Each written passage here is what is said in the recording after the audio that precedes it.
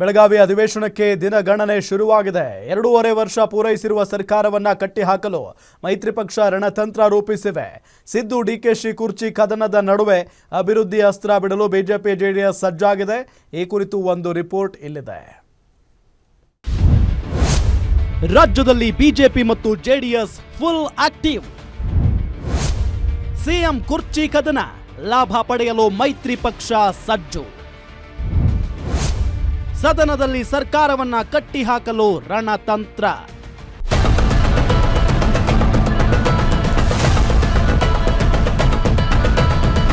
ರಾಜ್ಯ ಕಾಂಗ್ರೆಸ್ನಲ್ಲಿ ಕುರ್ಚಿ ಕಿತ್ತಾಟ ಜೋರಾಗಿದೆ. ಇದರಿಂದ ಅಭಿವೃದ್ಧಿ ಕೆಲಸ ಕಾರ್ಯಗಳು ಕುಂಠಿತಗೊಂಡಿವೆ. ಸಚಿವರ ಮಾತುಗಳನ್ನ ಅಧಿಕಾರಿಗಳು ಕೇಳುವ ಸ್ಥಿತಿಯಲ್ಲಿ ಇಲ್ಲ. ರಾಜ್ಯದ ರಾಜಕೀಯ ಬಿಕ್ಕಟ್ಟಿನ ಪರಿಸ್ಥಿತಿಯ ಹಿನ್ನೆಲೆಯಲ್ಲಿ ವಿರೋಧ ಪಕ್ಷಗಳಾದ ಬಿಜೆಪಿ ಮತ್ತು ಜೆಡಿಎಸ್ ಆಕ್ಟಿವ್ ಆಗಿದೆ. ಸಿಎಂ ಕುರ್ಚಿ ಕದನದಿಂದಲೇ ಲಾಭ ಪಡೆಯುವುದಕ್ಕೆ ಸಜ್ಜಾಗಿದ್ದಾರೆ.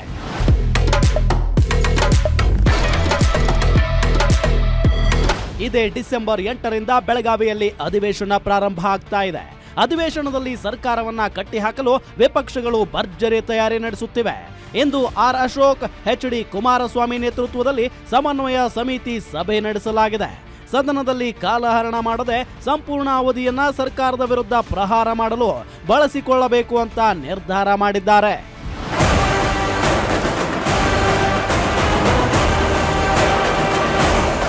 ಕಾಂಗ್ರೆಸ್ ನಾಯಕರು ಕುರ್ಚಿ ಕಿತ್ತಾಟದಲ್ಲೇ ಮುಳುಗಿ ಅಭಿವೃದ್ಧಿ ಕಡೆ ಮುಖ ಮಾಡ್ತಿಲ್ಲ ಅಂತ ವಿಪಕ್ಷಗಳು ಟೀಕೆ ಮಾಡ್ತಿದ್ದು, ಇದೀಗ ಇದನ್ನೇ ಅಸ್ತ್ರವಾಗಿಸಿಕೊಳ್ಳಲು ಮೈತ್ರಿ ನಾಯಕರು ತೀರ್ಮಾನ ಮಾಡಿದ್ದಾರೆ. ಪ್ರತಿ ಬಾರಿ ಅಧಿವೇಶನದಲ್ಲೂ ಮೈತ್ರಿಕೂಟದಲ್ಲಿ ಒಗ್ಗಟ್ಟಿನ ಕೊರತೆ ಹೆಚ್ಚಾಗಿ ಕಂಡು ಬಂದಿದ್ದು, ಚುನಾವಣೆಗೆ ಮಾತ್ರ ಮೈತ್ರಿ ಸೀಮಿತ ಎಂಬ ಚರ್ಚೆ ಇತ್ತು. ಈ ಬಾರಿಯ ಅಧಿವೇಶನದಲ್ಲಿ ಇದೆಲ್ಲದಕ್ಕೂ ಬ್ರೇಕ್ ಹಾಕಲು ಮೈತ್ರಿ ಪಡೆ ಮುಂದಾಗಿದೆ. 8ನೇ ತಾರೀಕಿನಂದು ಬೆಳಗಾವಿನಲ್ಲಿ ಚಳಿಗಾಲದ ಅಧಿವೇಶನ 8 ದಿನವೋ 9 ದಿನವೋ ನಡೀತದೆ. ಆ ಅಧಿವೇಶನದಲ್ಲಿ ಎರಡೂ ಪಕ್ಷಗಳು ಒಟ್ಟಾಗಿ ಪ್ರತಿಯೊಂದು ವಿಷಯಗಳನ್ನು ಸಮರ್ಥವಾಗಿ ನಿಭಾಯಿಸಬೇಕು ಅನ್ನೋ ದೃಷ್ಟಿಯಿಂದಲೇ ಇವತ್ತು ಈ ಒಂದು ಸಭೆ ಕರೆದಿರ್ತಕ್ಕಂಥದ್ದು.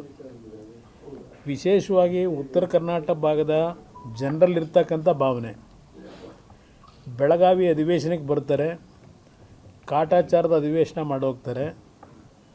ಇದು ಆ ಭಾವನೆ ಏನಿದೆ, ಆ ಭಾವನೆಯನ್ನು ಈ ಬಾರಿ ತೆಗೆದುಹಾಕಬೇಕು ಅನ್ನೋ ದೃಷ್ಟಿಯಿಂದಲೇ ನಾವಿವತ್ತು ವಿರೋಧ ಪಕ್ಷದಲ್ಲಿ ಏನು ಮೈತ್ರಿ ಪಕ್ಷ ನಾವಿಬ್ಬರು ಕೆಲಸ ಮಾಡ್ತಾ ಇದ್ದೇವೆ. ಪ್ರಥಮ ದಿವಸದಿಂದನೇ, ಮೊದಲನೇ ದಿವಸದಿಂದನೇ ಉತ್ತರ ಕರ್ನಾಟಕ ಭಾಗದ ಸಮಸ್ಯೆಯನ್ನೇ ಪ್ರಮುಖವಾಗಿ ತೆಗೆದುಕೋಬೇಕು ಅನ್ನೋದು ಇವತ್ತಿನ ಸಭೆಯಲ್ಲಿ ತೀರ್ಮಾನ ಆಗಿದೆ. ಅಶೋಕ್ ಅವರು ಹೇಳಿದಾಗೆ ಕಾಟಾಚಾರದ ಅಧಿವೇಶನ ಎಂಬ ಭಾವನೆ ದೂರ ಮಾಡುವ ದೃಷ್ಟಿಯಿಂದ ಮೊದಲ ದಿನದಿಂದ ಉತ್ತರ ಕರ್ನಾಟಕ ಭಾಗದ ಸಮಸ್ಯೆಗಳನ್ನೇ ಪ್ರಮುಖವಾಗಿ ತೆಗೆದುಕೊಳ್ಳಬೇಕೆಂದು ಇವತ್ತಿನ ಸಭೆಯಲ್ಲಿ ತೀರ್ಮಾನವಾಗಿದೆ. ಅಧಿವೇಶನದ ಮೊದಲ ದಿನವೇ ರೈತರ ವಿಚಾರವನ್ನ ಚರ್ಚೆ ಮಾಡಲು ತೀರ್ಮಾನಿಸಿದ್ದು, ಅತಿವೃಷ್ಟಿ, ಮೆಕ್ಕೆಜೋಳ ಖರೀದಿ ಕೇಂದ್ರ ವಿಚಾರ, ಕಬ್ಬು ಬೆಳೆಗಾರರ ವಿಚಾರಗಳನ್ನ ಸದನದಲ್ಲಿ ಚರ್ಚಿಸಲು ಮುಂದಾಗ್ತಿದ್ದಾರೆ. ಎಣ್ಣೆ ಬೆಳೆ ನಿಮ್ಗೆ ಕೊಡಕ್ಕಾಗದೆ ಮೋಸ ಮಾಡಿದ್ದೀರಾ, ನೀರು ಸಂಗ್ರಹಣೆ ಆಗದೆ ಎಲ್ಲ ಸಮುದ್ರಕ್ಕೆ ಹೊರಟೋಗಿದೆ, ಆಂಧ್ರ ಹೊರಟೋಗಿದೆ. ರೈತರಿಗೆ ಎಕರೆಗೆ 25,000 ರೂಪಾಯಿ ಪರಿಹಾರ ಕೊಡಬೇಕು ಅಂತ ಈಗಾಗಲೇ ಆಗ್ರಹವನ್ನು ಈ ಸಮನ್ವಯ ಸಮಿತಿ ಸಭೆ ಮುಖಾಂತರ ಆಗ್ರಹವನ್ನು ನಾವು ಮಾಡಿದ್ದೀರಿ, ಪರಿಹಾರ ಕೊಡಬೇಕು ಅಂತ. ಈಗ ನೀವು ಮಾಡ್ತಾ ಇರೋದು ನೋಡಿದ್ರೆ ಮುಂದಿನ ವರ್ಷಕ್ಕೂ ಎರಡನೇ ಬೆಳೆ ಸಿಗಲ್ಲ.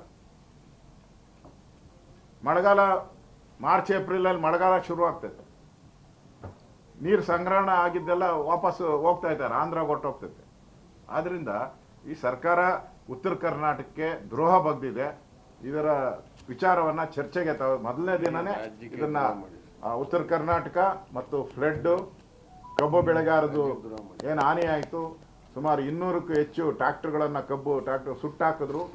ಸರ್ಕಾರ ಸತ್ತೋಗಿರೋದ್ರಿಂದ ಸುಟ್ಟಾಕಿದ್ದಾರೆ.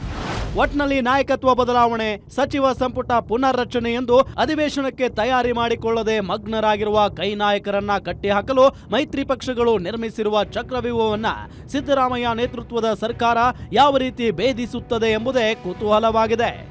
ಕವನ Shivanna, political bureau, guarantee news, Bengaluru.